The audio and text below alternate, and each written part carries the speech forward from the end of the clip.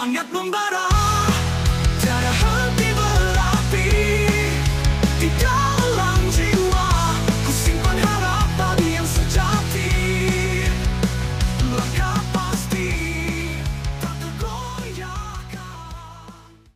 Assalamualaikum warahmatullahi wabarakatuh. Halo teman-teman, apa kabar kan semuanya? Mudah-mudahan kan pada sehat ya, amin. Kembali lagi sama saya, Abdul Fattah Arifin, dan kali ini kita akan mengupdate kembali tentang tanggul laut, dimana tanggul laut ini berfungsi, salah satunya adalah untuk menahan banjir rob. Dan saat ini saya sedang berada di pesisir utara Jakarta, tepatnya di Ancol Timur teman-teman. Nah, proyek ini dinamakan NCICD, yaitu National Capital Integrated Coastal Development. Ini merupakan mega proyek milik pemerintah pusat bekerjasama dengan pemerintah daerah di bawah Dinas Sumber Daya Air DKI Jakarta. Nah, teman-teman, kita akan keliling ya, sekaligus saya akan menggunakan drone juga untuk menjelaskan sudah sampai mana progres pemancangan ini teman-teman. Nah, di depan kita ini namanya camping bib ya, berfungsi untuk pengikat antara spoon pel 1 dengan spoon pel lainnya. Di sini kita lihat ya, sudah dipersiapkan lebih awal ya, sehingga ketika pemancangan spoon pelnya sudah mungkin jalan 70 ataupun 80%, itu bisa langsung dimasukkan camping bibnya agar bisa lebih cepat penyelesaiannya teman-teman. Nah, di kolom komentar itu banyak banget yang mengatakan, "Bang, kok tanggulnya kecil banget, Bang?" Iya, kalian itu melihatnya dari drone teman-teman. Jadi apapun kalau dilihat dari atas turun ke bawah itu pasti terlihat kecil. Nah, ini saat ini saya akan memperlihatkan kalian seberapa besar nih tanggulnya teman-teman. Ini diameternya kurang lebih hampir 1.200 ya, berarti cukup besar ya, bukan cukup besar lah, yang besar banget ya. Wow, ini manusia juga bisa masuk ke dalam ini teman-teman ya. Nah, di kolom komentar juga banyak yang mengatakan, "Bang, itu bagaimana memastikan selah-selahnya tidak rembes, sedangkan ini kan bentuknya bulat, Bang?" Nah, ini di sini saya akan jelaskan sedikit ya. Ini benar-benar on the spot. Nah, ada namanya city joint teman-teman. Ini C, ini C, ini T. Makanya kalau kalian lihat bentuk T ya. Jadi nanti ini akan sedikit dibobok pasti ya, akan dipotong sedikit di. Habis itu nantinya akan dimasukkan secara manual dari T ini masuk ke C. Jadi dia saling mengikat satu sama lain, dan nantinya akan dimasukkan semen K600 dengan flow 60 teman-teman. Jadi memang sangat encer sekali, dan itu bisa dipastikan semen tersebut akan masuk di sela-sela dari city joint tersebut untuk meminimalisir ataupun menghilangkan rembesan-rembesan yang terjadi ketika ada air rob ataupun air laut naik di daerah tanggul tersebut. Nah, saya akan menjelaskan sedikit peralatan-peralatan yang ada di sini ya. Yang ini namanya ya sebenarnya banyak istilah ya, cuma saya mengenalnya dengan kalimat dredging. Nah, ini berfungsi untuk mengangkat stone-stone ataupun batu-batu kali besar yang bukan batu kali, batu besar yang di dalam tanah ataupun ketika dilakukan spoon pel ya, untuk diangkat, sehingga ketika dilakukannya spoon pel itu spoon pelnya tidak terhalang oleh batu besar tersebut. Nah, ini namanya genset ya, kalian sudah pasti tahu lah ya, genset. Terus ini mungkin kalian agak awam ya, saya pun agak awam sebenarnya, tapi saya udah dikasih tahu jadi sudah tahu namanya. Jadi ini namanya auger. Jadi ini sebenarnya dia palu teman-teman, bentuk ini palu sebenarnya auger ini. Nah, nanti spoon pelnya itu akan masuk di sini ya, maksudnya di antara ini, jadi dia akan panjang ya ke belakang, jadi ini akan naik turun dung. Jadi ini palunya sebenarnya di sini nih teman-teman. Dan ini menggunakan sistem silinder beton ya, spoon pelnya teman-teman.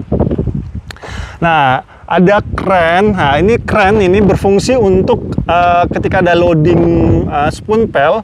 Jadi ada long vehicle ya masuk diesel, habis itu diangkat menggunakan kren ini. Nah, kren ini juga ada di atas tongkang, teman-teman.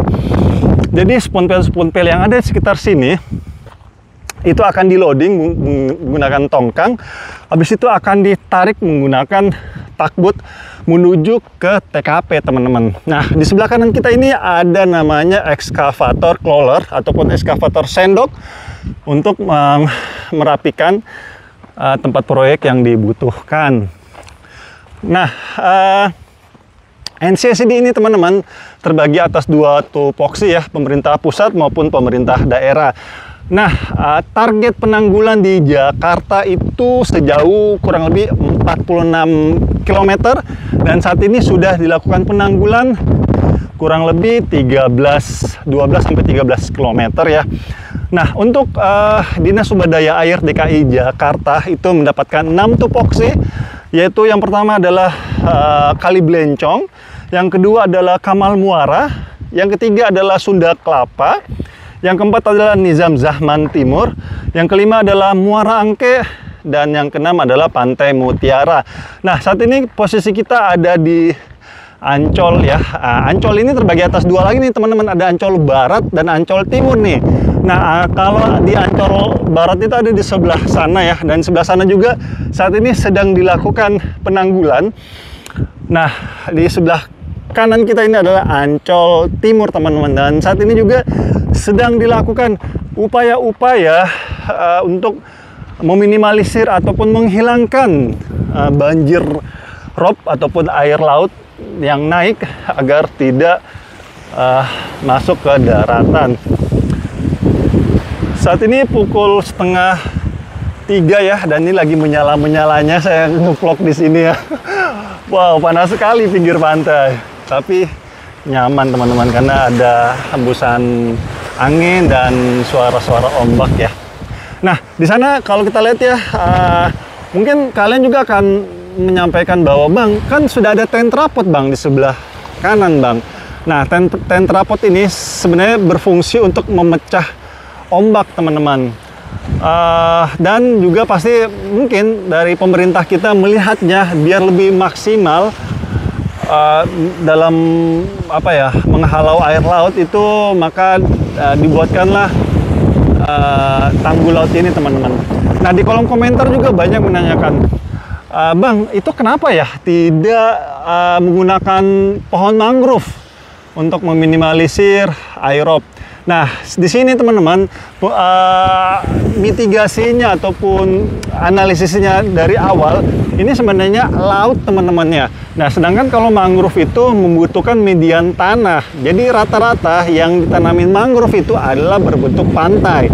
Sedangkan di sini sebenarnya kita ini ada di pinggir laut sebenarnya, teman-teman. Yang notabene ini sebenarnya bukan pantai, tapi notabene adalah laut yang ditanggul. Nah, sedangkan kalau mangrove itu kan dia membutuhkan median tanah yang harus ditanam. Sedangkan di sini, ini kalau kalian dari sini langsung ke sana itu sudah 2 meter, 3 meter. Jadi pertanyaannya, siapa yang mau turun ke bawah untuk nanam itu ya? Maka dari itu, maka pemerintah kita menggunakan sistem tanggul seperti itu, teman-teman. Nah, di sana kalau kita lihat ya, teman-teman pekerja sedang berusaha untuk memasukkan lagi spoon pail yang nantinya spoon pail tersebut akan terus menuju ke posisi kita saat ini. Nah, nantinya teman-teman yang akan ditanggul itu kurang lebih sekitar 1.000 meter ataupun 1 kilo ya dari sana. Jadi ini dia nyambung sebenarnya, teman-teman, dari mana ya saya jelasnya? Dari Hasahimas. Nanti dari Hasahimas itu akan jalan ke sini nih, jalan terus menuju ke belokan Dufan ya. Belok ya, bener ya, belokan Dufan ya, Pak. Belokan Dufan yang nanti akan berbentuk R kecil, teman-teman. Jadi dia akan agak sedikit melengkung masuk ke dalam. Habis itu akan berlanjut lagi menuju ke sana, menuju ke Stadion JIS. Cuma waktunya saya tidak tahu kapan. Nanti kita akan tanya-tanya dulu ya. Saya akan tanya-tanya dulu sama ordal-ordal itu kapan berlanjut ke sana, karena memang nantinya semua pesisir utara Jakarta itu akan ditanggul sejauh kurang lebih 46 km teman-teman, seperti itu.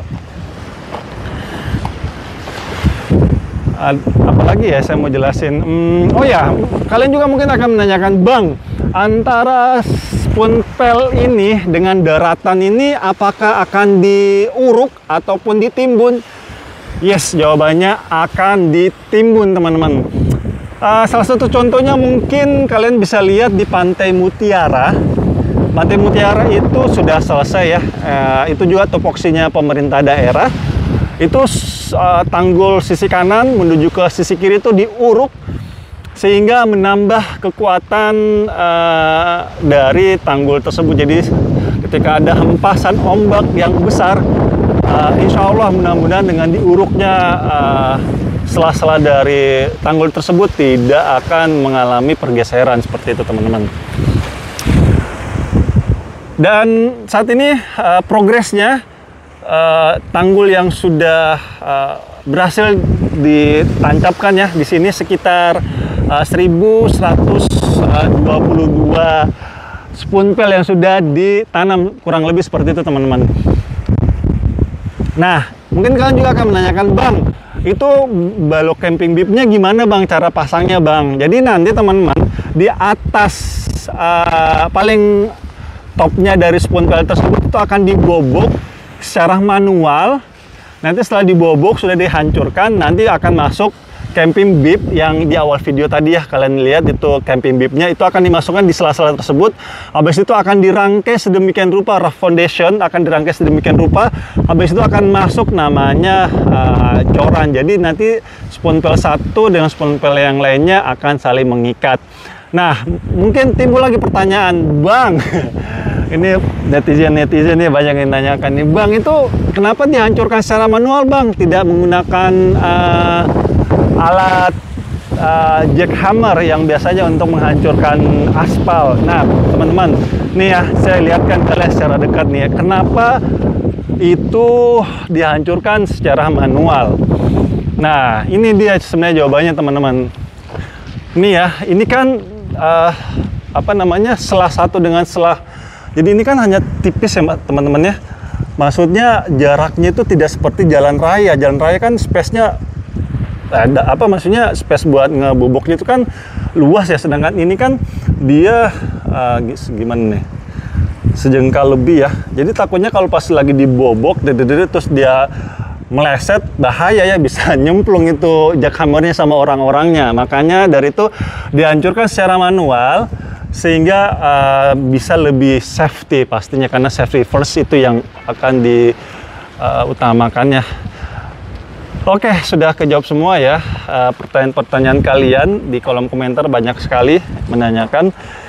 Dan hari ini di tanggal 5 April tahun 2024 yang bisa saya berikan ya teman-teman infonya.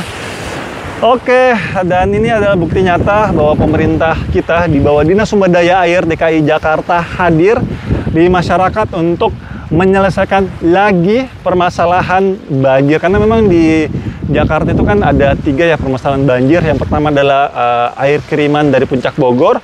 Terus yang kedua adalah hujan lokal. Terus yang ketiga adalah banjirop. Dan saat ini banjirop sedang diatasi teman-teman, dan alhamdulillah ya, beberapa wilayah yang tadinya kena rob saat ini sudah tidak terkena lagi. Salah satunya adalah di Pantai Mutiara. Wilayah tersebut dulu itu sangat sering sekali kena rob, tapi kemarin kita ingat ya, di bulan November-Desember 2024 itu lagi parah-parahnya rob.